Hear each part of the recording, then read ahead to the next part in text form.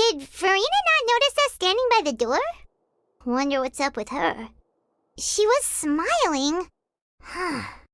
She didn't seem in the mood to care if we were listening in or not. I assume you've been outside for a while now? Oh, you noticed. Seems Farina didn't even realize we were here. She was in a great panic, though I cannot discern the reason. Our discussion reached impasses time and again, a state of affairs that we cannot allow to continue. Still, I do not understand. Dialogue is the basis for understanding, so why did she keep refusing to engage?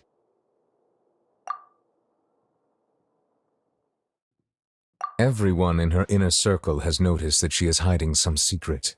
The issue is her attitude. I fear that she will not reveal anything unless absolutely forced to. We may have to create a situation in which she will have no choice but to speak. Oh? Like what? Normally, people will only reveal the truth when standing trial.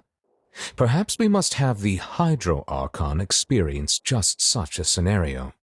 But Farina's seen so many trials, and she's really good at dodging questions. How do we make sure that she won't just slip away at the first chance she gets? We will need to consider this thoroughly, join forces with various parties, and then do what we can. If at all possible, I would prefer to recuse myself from this affair, but we must prevent the prophecy from coming to pass. This may be cruel to her, but all Fontaine is in crisis. The information a god possesses is too precious, and so we must take a chance on this. But who will lend us their aid to do such a thing?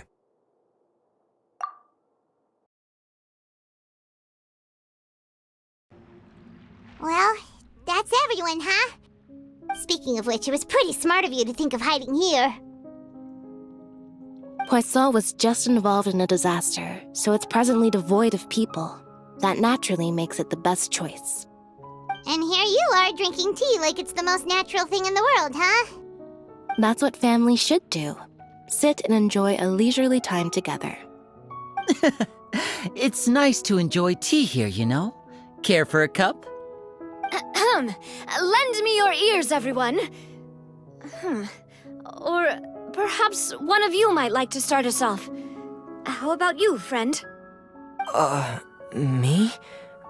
No, I don't think I can. Then, how about you, good sir? I fear that I will cause the mood on this boat to become as somber as it is in court. Well then, I guess we're lucky we've got a local like me to organize things. Wonderful, the spotlight at last. I guess I'll be facilitating things from here. That was a little long-winded, don't you think? Oh, you might be right. Anyway, to cut to the chase, our friend here, the Traveler, has brought us together to discuss something. As for what that is, well, let's start by saying that we'll be pooling our efforts together to create a series of traps. Oh, how intriguing. Well, it's just an expression, really. One that I just learned from Chlorand, and used on the spot. So, let's invite her to explain in detail. A round of applause, please.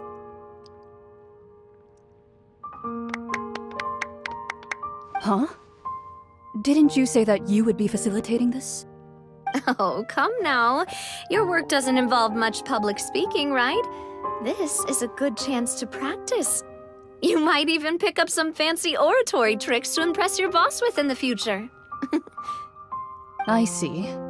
And what does my boss say? He is glad that you consider him your boss. Do go on.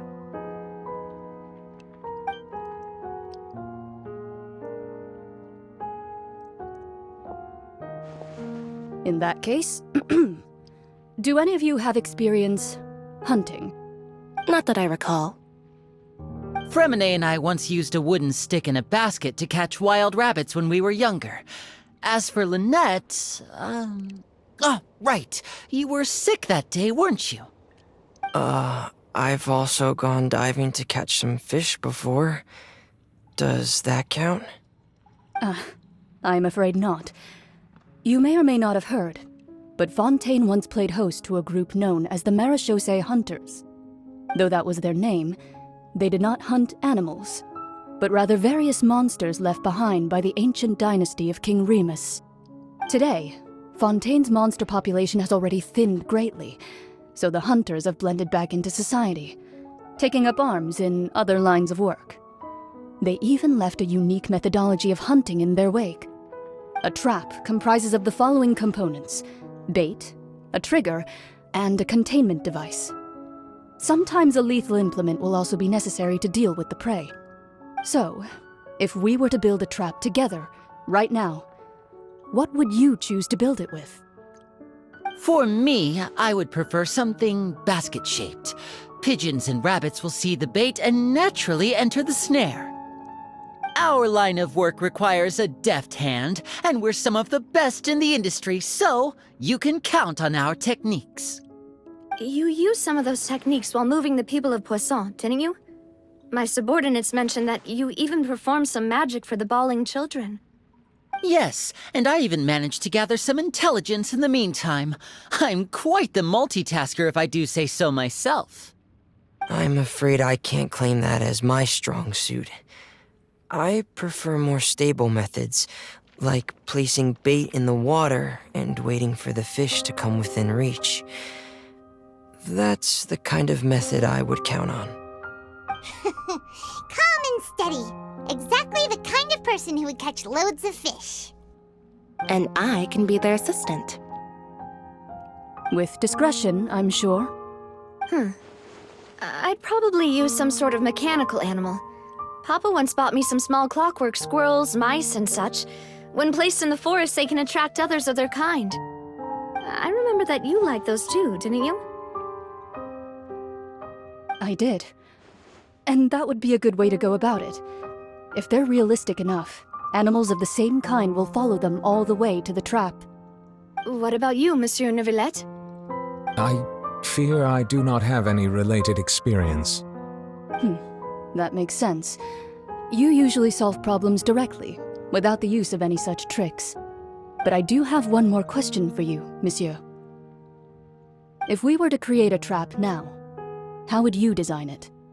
I would like for it to be effective, but bring no harm to the prey. A more gentle trap would be ideal. Kind, as always. However, our intention doesn't necessarily change the containment device and the type of implement we need. If we wanted to kill the prey in one strike, we would need a powerful implement. However, that also goes for prey that must be captured and safely contained. Wait, why's that? Only a hunter who's a true expert at subduing their prey can snare it without harming it. The line that divides life and death is often exceedingly thin. So are we going hunting together? We hadn't thought of seeing ourselves as hunters. It kinda works, but maybe it's still not the best metaphor. If our means of capturing and dealing with our prey is to put them on trial, then the hunting metaphor is actually quite accurate. But we shall require much more courage than any hunter to judge a god, a being whose seat is an exalted throne. Oh, so that's what's going on. Sounds very interesting.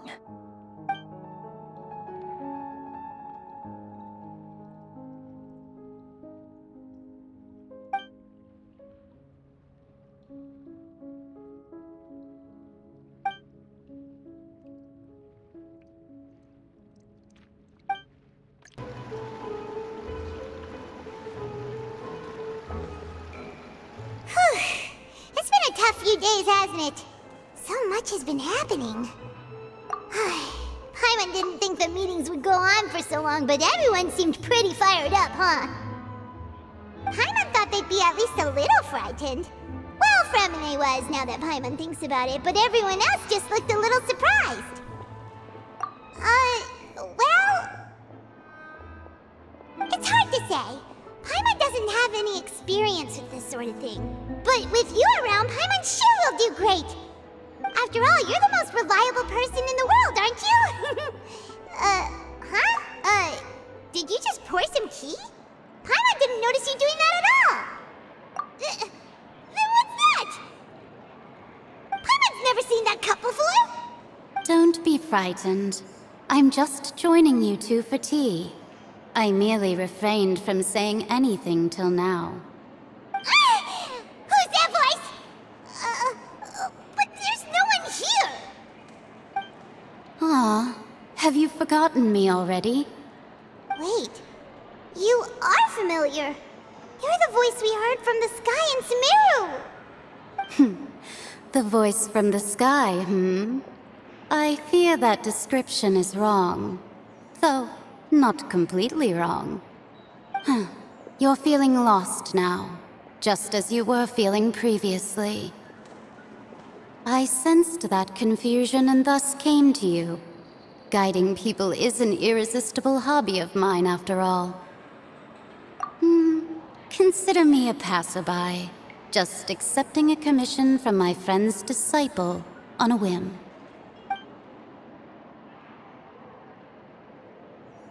The prophecy. Yes, what has been prophesied will be fulfilled. You may view such things as the history of the future. What? Then is there any way we can stop it? I believe you have witnessed a failed attempt with your own eyes.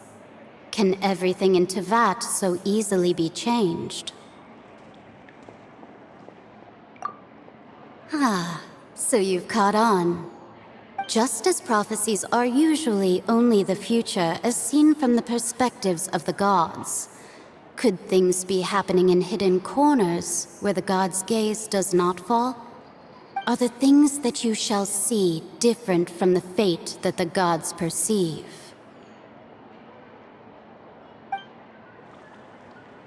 What is she talking about? It all sounds really impressive and important and stuff, but it also sounds kind of scary.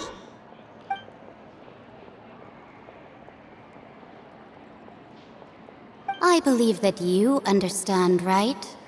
Some things are insignificant, but others you must reach out to change.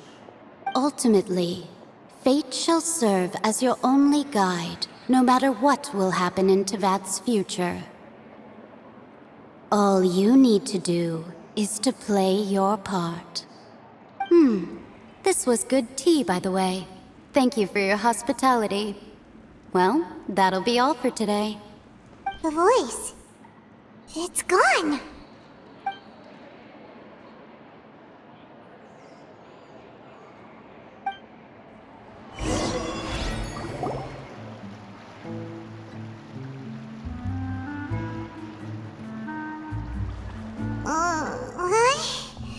Paimon hears someone talking. All right, coming. Hey, it's you who's getting lazy, okay? Well, I see I've walked in on some lively banter. Luna! Fine, just fine. I went to take part in that Steenbird panel. It turned out to be more interesting than I expected. Not all Fontanians are pessimistic about this. One journalist mentioned that sitting around and waiting for the end to come would be wrong, and that they should make their own rescue preparations. I agreed, so we had a brief chat with her. Did she have pink hair by any chance? Why, yes! It was Charlotte. You remember her, right? That daredevil journalist? I'm in full support of her view. Prophecies are very important, but how can people allow their lives to be commandeered by just a few words? That's right! Paimon's glad to hear something sensible for once. Ah, yes. About what we had discussed before. I did try, but I'm afraid I couldn't reach the old hag. I'll try again tonight, but I wouldn't get your hopes up. Huh?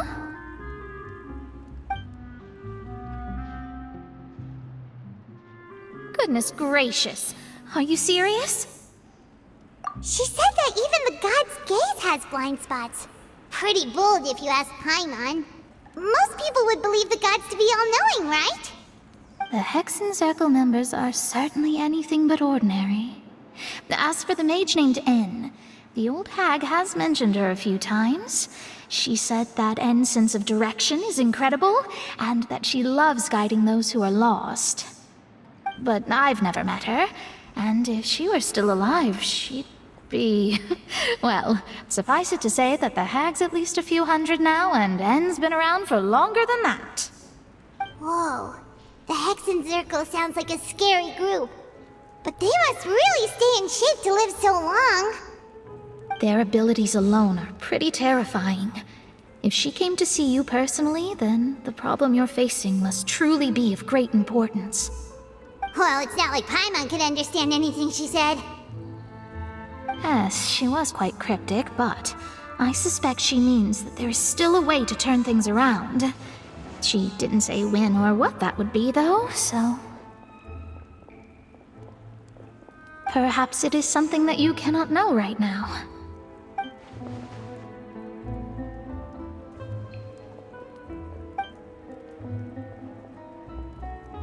Traveler, Paimon, are you two all right? Oh, we're fine. We're just a little down right now. It kind of feels like the end is coming, you know? I see. I feel that same sense of desperation, too. I guess you could consider me someone who has often witnessed fate. So far as I have seen, it cannot be swayed. But even so, I still hope for and believe in miracles. Astrology is eternal and rational, but fate may not be. It is cruel, but it can also be beautiful. Perhaps that's what En was trying to tell you. Not to lose heart, and to believe that what you are seeing playing out before you is not yet set in stone. I did originally think of steering clear of all this, but I couldn't. Even if this is all futile, I still wish to help everyone.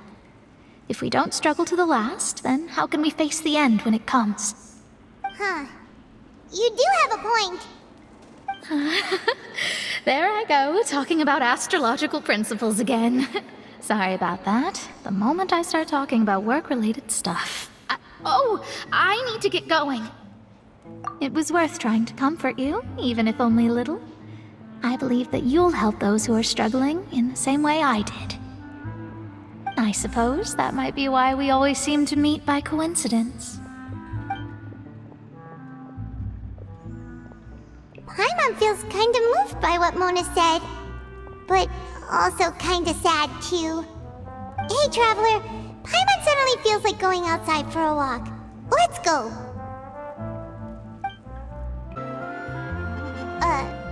Huh? Our names are written in this newspaper. What's going on?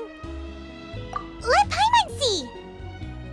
The underwater stronghold, the Fortress of Meripede, has continued in its noble autonomy, but that does not mean that others cannot interact with it. My recent attempts to enter the fortress bore little fruit. Huh. Guess Charlotte still hasn't given up on that. Thus, did an Outlander friend become the focus of this report, a blonde adventurer with their white fairy legends trailing in their wake. It is said that this mysterious traveler once visited the underwater fortress. So while the fortress's interior remains a mystery behind closed doors, do not fear, for the tales of the traveler contain surprises in spades. Journalist Charlotte's biggest scoop yet, the Traveler's Trail, World Walker. Huh. Charlotte took so many awesome photos of us and we never even noticed her. She hasn't been able to get a hold of anything at the fortress, so since we're easier to find, she's using us as the subject matter instead? Ugh, seriously? Well, fine. Those headlines and photos do look cool, so Paimon will forgive her this time.